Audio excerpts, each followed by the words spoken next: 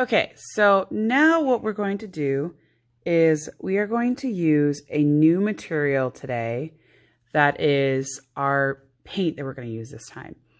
The type of paint we're going to be using is a liquid watercolor. Now I've already mixed it up for you, so all you have to do is dip your paints in. But before we get started, we need to check. This paintbrush is a clean paintbrush because you can see that there is no paint on the bristles. There's a little bit on the handle, but it's not going to affect our paint. There's none on the metal part, so this brush is clean for me to use. This brush, the bristles are yellow, but they should be red. So I'm first, before I start painting, I'm going to clean my brush.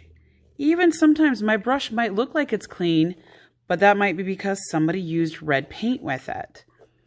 So I'm going to scrub my brush. Now right here, these little ribs that are in your paint buckets, those are there for you to rub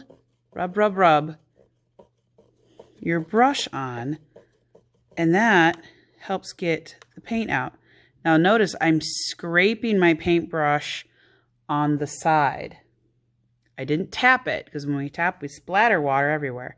So I've scraped my paintbrush and it looks like it's pretty clean.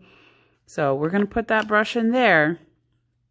And these little alleyways here are for your brushes to hang out in so they don't fall into the water.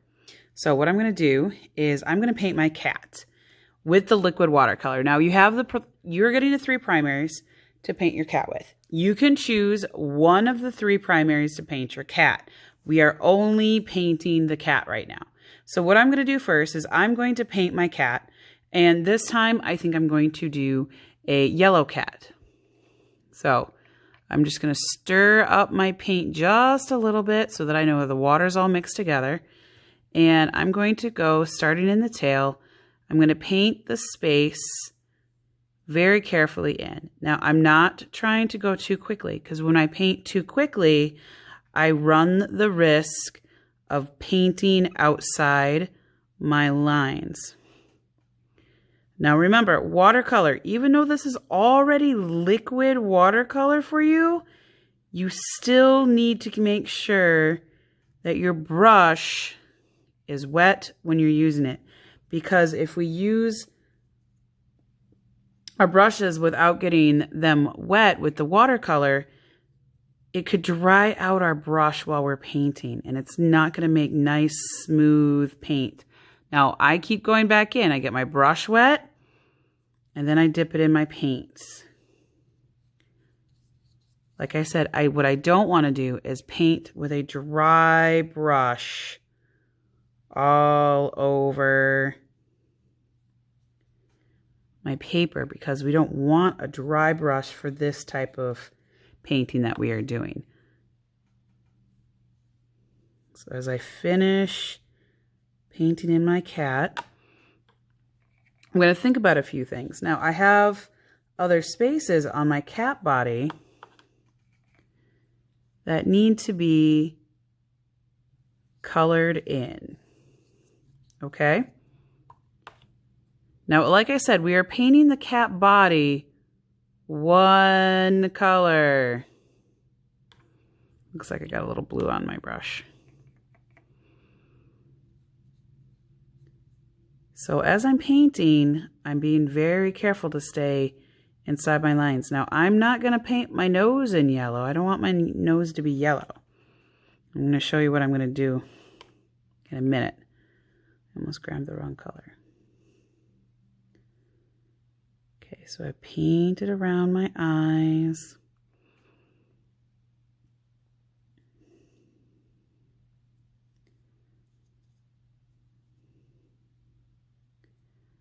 Painted around my little nose. Oop, I didn't get my brush wet.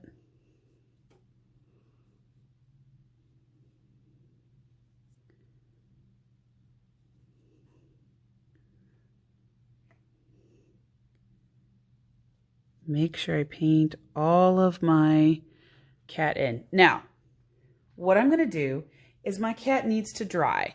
So I can see that it's still wet.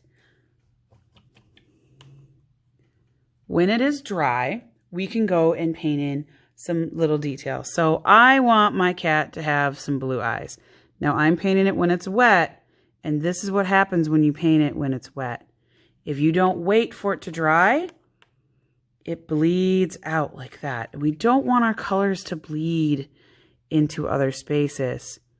That's not what we want to have happen.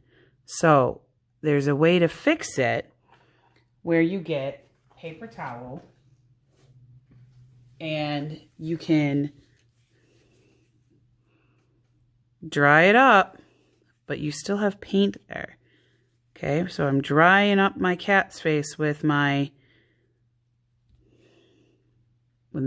paper towel here, but I still have blue paint in the cat's face. So what you can go and do is you can kind of blend it out a little bit, not too much, because if you paint too much in one spot, we know that that will make a hole in our picture. So you can blend it out a little bit and it'll look a little bit better. It won't be exactly perfect, but it'll be better.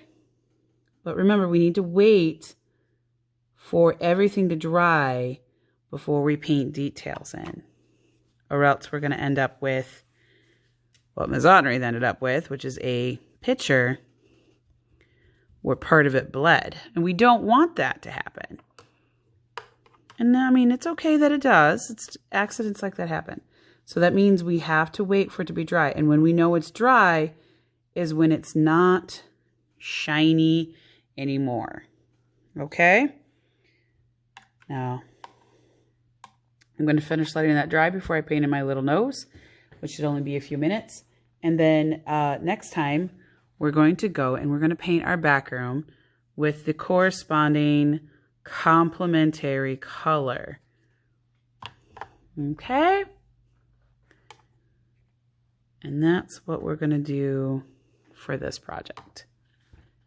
We're almost done with it. We got one more step, and that's where we paint the background, but we have to let this paint dry first.